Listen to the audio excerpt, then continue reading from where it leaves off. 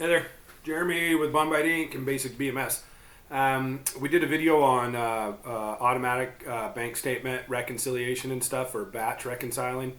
But I never did really do a video just about payables in general, so I want to back up a little bit and kind of cover some of this payables stuff.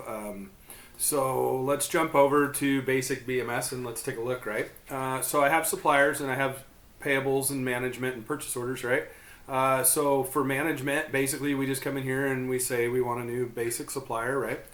And it's going to spin us up a new supplier, and we're going to give us this supplier a name, and let's call it EREP Electric. And it's an Acme Solutions customer, and we don't have an account number, but let's say it's a supplier of merchandise. You don't really have to fill this out, but we're just kind of going through this. So this is going to be the same flavor and feeling that you get in every module, right? So we're going to enter in a phone number and whatnot here for this customer, and we're just going to say this is the primary. So we'll save that and so on, right? So we'll go set all this up. So at this point we have a supplier set up, right? So from this supplier, we come back to supplier management, right? And we can go to payables, and so we can start creating payables through here. This is probably the longest way to go about creating a payable, because when you create a payable through this method, it's not associated with a customer yet or a supplier.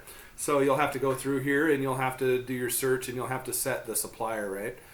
Not that this is wrong, it's just a longer way to do it. So I'll show you a bit of a shorter method to go about it, right? So now we have this supplier, it's created. We don't have a purchase number behind it, but we could. We don't have an invoice date or a due date, but those are all things that we can fill out, right? The total amount for the payable and everything. And then from here, we can add payable payments. This is the long way of doing what we did via the automatic reconciling or the batch reconciling, right? But it's going to be all the same process, and we'll keep helps us keep track of our expenses, right? So let's talk about a little bit more of a short route to get there, right?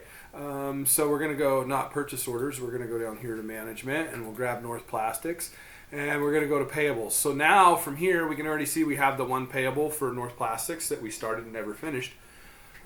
But we can also come in here and we can either do a quick entry to create a new payable. So let's just say that's invoice 101, and let's say it was a 3/21 of 26 and it was due 04 of 21.